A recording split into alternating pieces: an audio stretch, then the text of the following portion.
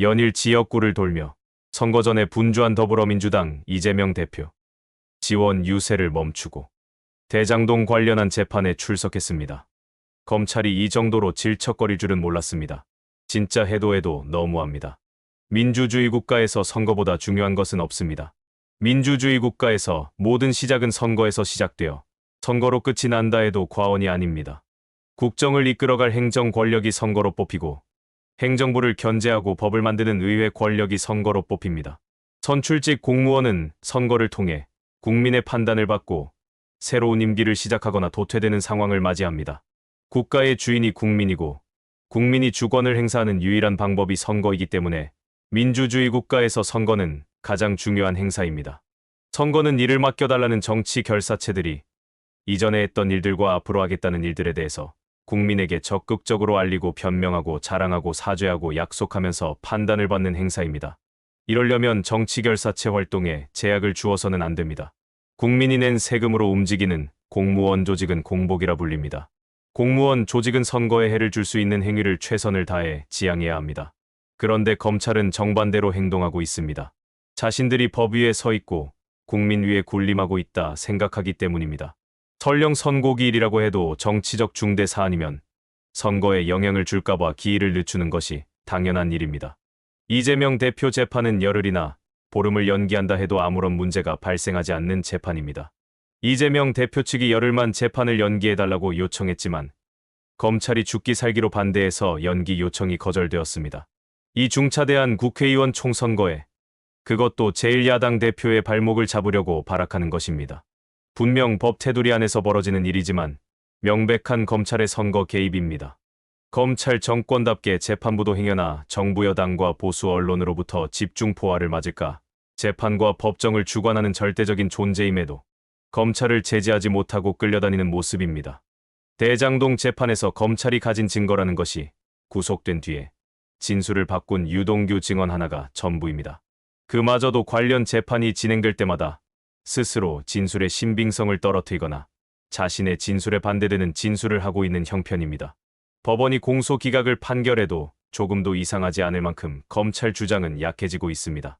이재명 대표가 재판에 들어가기 전에 간략하게 입장을 밝혔습니다. 이재명 대표가 법원에 출석했습니다. 이재명 대표를 연호하는 안타까운 목소리들이 들립니다. 총선 8일 앞두고 재판에 관한 입장 한 말씀 부탁드립니다. 이재명 대표가 잠시 조용히 해달라고 손짓합니다. 목소리를 줄이고 협조하는 깨어있는 시민들. 공식 선거 운동 기간이 13일인데 그중에 3일간을 이 법정에 출석하게 됐습니다. 정말 천금같이 귀한 시간이고 국가의 운명이 달린 선거에 제1야당의 대표로서 이렇게 선거에 집중하지 못하는 상황이 참으로 안타깝습니다.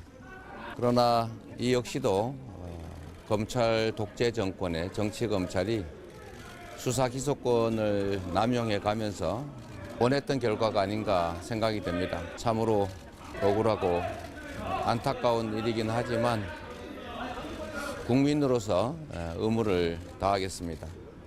국가의 운명이 걸린 이 중요한 순간에 제1야당의 대표로서의 역할을 다하지 못하는 저의 심정을 우리 당원 여러분 그리고 우리 지지자 국민 여러분께서 이해해 주시고 제가 하지 못하는 부분에 해당하는 만큼 아니 그 이상으로 역할을 해 주시기를 간곡히 부탁드립니다. 고맙습니다. 이재명 대표 재판 연기를 검찰이 반대하는 바람에 나경원 후보가 폭탄을 맞고 있습니다. 어제도 공항 가는 길에 잠깐 들러서 유세 지원을 했습니다. 동작은 법원을 오갈 때 지나가는 길목에 있습니다. 법원을 오고 가는 길에 약간의 여유만 나도 이재명 대표가 들린다는 이야기입니다. 9일에도 재판이 예정되어 있습니다. 9일에도 이재명 대표가 동작에 지원 유세를 할 수 있다는 이야기가 됩니다. 이래저래 검찰로 인해서 나경원이 가장 큰 피해자가 되고 있습니다. 이재명 대표가 일으킨 정권 심판 바람을 조국 대표가 태풍으로 바꿔버렸고 누구도 예상하지 못했지만 지원에 나선 문재인 전 대통령의 등장은 야권 통합과 정권 심판 결집에 천군만마가 되고 있습니다. 문재인 전 대통령이 부산 경남 지역 격전지로 꼽히는 부산 사상과 경남 양산을 방문해 더불어민주당 후보들을 격려했습니다.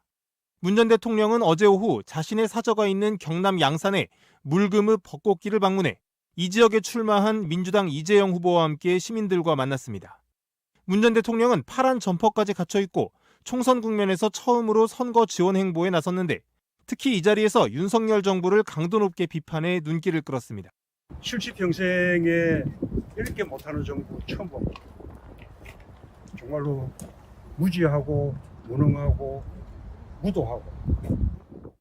문 전 대통령은 그러면서 정말 이 정부가 정신을 차리도록 해줘야 할 것 같다고 말했습니다. 그는 앞서 오전에는 부산 사상구의 낙동강 벚꽃길을 찾아 민주당 배재정 후보와 함께 시민들과 만나기도 했습니다. 문 전 대통령은 19대 국회에서 부산 사상구 국회의원을 지낸 바 있습니다.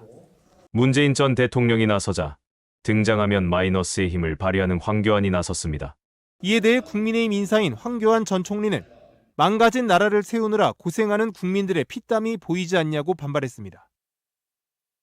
과연 전광훈의 따까리다운 발언이었습니다. 문 전 대통령이 나서니까 한동훈도 발끈하며 이렇게 말했습니다. 문재인 정권 때 나라 망친 것이 기억 안 나냐고 말했습니다. 미쳐도 곱게 미치지 않아서 나올 수 있는 발언입니다. 문재인 정권 때와 윤석열 정권 2년은 비교도 안 될 만큼 모든 수치에서 큰 차이가 있습니다.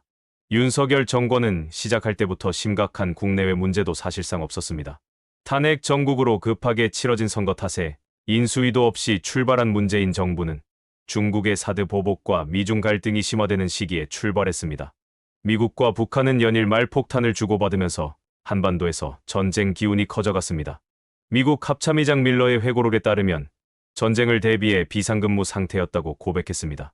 참으로 위험했던 상황이었습니다. 전쟁 기운을 걷어내고 북미 협상을 주도하면서 대한민국은 국제 무대에서 주목을 받았습니다. 2019년 일본이 수출 규제를 시작했고 정부와 기업과 국민들이 힘을 모아 냉정하고 현명하게 대처하면서 국제 정치에서 일본이 외면받게 만들었습니다. 국민의힘은 문재인 전 대통령에게 일본으로 달려가 무릎 꿇으라고 요구했습니다. 국민의힘의 일본에 대한 사고는 독도를 바라보는 시선과 핵 폐기물 오염수 방류에서 보듯이 조금도 변하지 않았습니다. 다음 해 2020년에는 세계에 엄청난 사상자를 낸 코로나 사태에 직면했고 중국 다음으로 대한민국의 코로나가 창궐했습니다. 문재인 정부는 불과 2달 만에 사태를 진정시켰고 세계에서 가장 훌륭한 방역 국가, 문화 선진국으로 칭송받는 국가로 만들었습니다. 세계 무역은 위축되었고 인적 교류가 심각하게 제한되었습니다. 이런 상황에서 문재인 정부는 국격을 최대치로 높였고 국제 정치 한복판에 처음으로 대한민국이 중요 국가임을 확인시켜 주었습니다. 코로나는 임기가 끝날 때까지 종식되지도 않았습니다. 임기 내내 편치 않았던 국내외 정세에도 문재인 정부가 거둔 외교와 국방, 안보와 보건, 문화까지 전 분야에서 어느 것 하나 윤석열 정권 2년은 비교가 되지 않습니다. 한동훈 입에서 문 전 대통령 때 나라가 망해갔었다는 발언에 조국 대표는 어떻게 알았는지 미리 이렇게 말했습니다. 여러분, 후진국들 중에서요, 그런 나라가 있어요. 그런 나라들이 있어요. 권력을 잡은 사람들은 자기 가족이나 자기 범죄를 방어하기 위해서 뭐든 해도 되고, 그리고 그렇게 그거에 반대하는 사람들을 탄압하는 나라가 있습니다. 저도 저 말 보고 사실 좀 기가 막혔는데 저건 한동훈의 자기 자백이라고 봅니다. 요즘 한동훈의 자기 자백은 끝이 없습니다. 오늘 영상은 여기까지입니다. 시청해주신 여러분 고맙습니다.